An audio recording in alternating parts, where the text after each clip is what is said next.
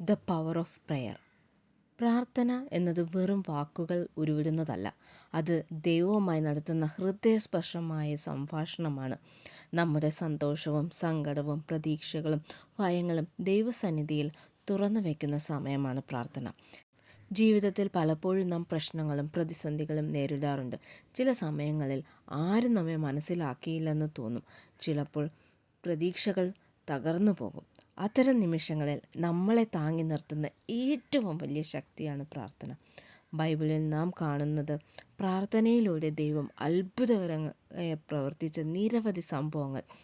Daniel സിംഹക്കുഴിയിൽ ആയിരിക്കുമ്പോഴും പ്രാർത്ഥന ഉപേക്ഷിച്ചില്ല. Hannah തൻ്റെ ഹൃദയവേദനയിൽ മുഴുവൻ ദൈവസന്നിധിയിൽ സമർപ്പിക്കുമ്പോഴും ദൈവം അവളുടെ പ്രാർത്ഥനയ്ക്ക് ഉത്തരം നൽകി.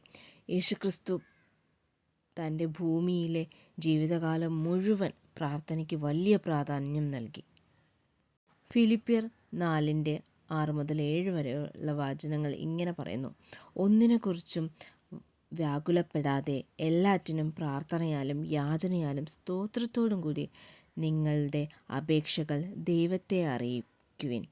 അപ്പോൾ സകല ബുദ്ധിയെയും കവിയുന്ന ദൈവസമാധാനം നിങ്ങളുടെ ഹൃദയങ്ങളെ ചിന്തകളെയും ക്രിസ്തേശു കാത്തുകൊള്ളും.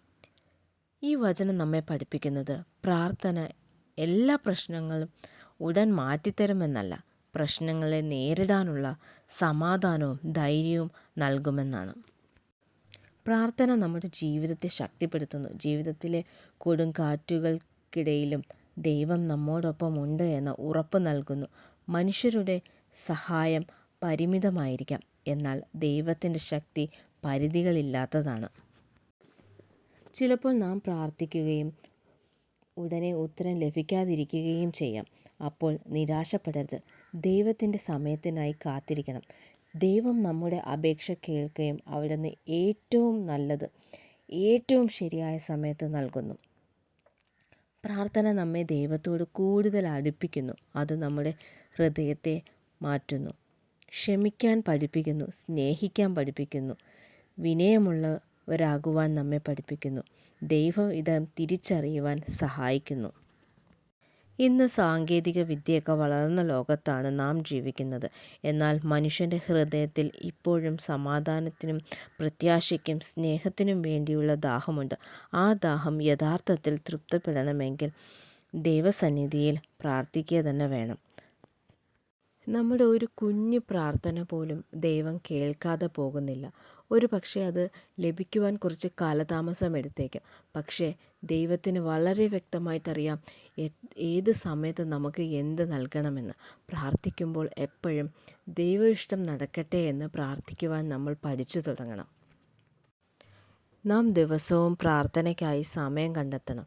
എല്ലാം കഴിഞ്ഞ് നമ്മുടെ ആവശ്യങ്ങളും കഴിഞ്ഞതിന് ശേഷം വന്ന് പ്രാർത്ഥിക്കാനിരിക്കില്ല. ദൈവത്തിനായി നമ്മൾ കൃത്യമായ ഒരു സമയം എന്ന് നമ്മൾ കണ്ടെത്തേണ്ടതിരിക്കുന്നു. സന്തോഷിക്കുമ്പോഴും സങ്കടം വരുമ്പോഴും വിജയത്തിലും പരാജയത്തിലും ദൈവത്തെ നമ്മൾ അന്വേഷിക്കണം. കാരണം പ്രാർത്ഥന സാഹചര്യങ്ങളെ മാത്രമല്ല, നമ്മെ മാറ്റാൻ ശക്തിയുള്ളതാണ്. അവസാനമായി യാക്കോബ് 5:16 പറയുന്ന വചനത്തോടു കൂടി ഞാൻ അവസാനിപ്പിക്കട്ടെ. നീതിമാൻ്റെ ശ്രദ്ധയോടു കൂടിയ പ്രാർത്ഥന വളരെ ശക്തിയുള്ളതും ഫലപ്രദവുമാകുന്നു. നമ്മുടെ ജീവിതത്തിൽ പ്രാർത്ഥനയ്ക്ക് കൂടുതൽ സ്ഥാനം നൽകുകയും അതിൻ്റെ ശക്തി ദിവസവും അനുഭവിക്കുകയും ചെയ്യാൻ ദൈവം നമ്മെ സഹായിക്കട്ടെ. നന്ദി. ദൈവം നിങ്ങളെ എല്ലാവരെയും അനുഗ്രഹിക്കട്ടെ. ആമേൻ.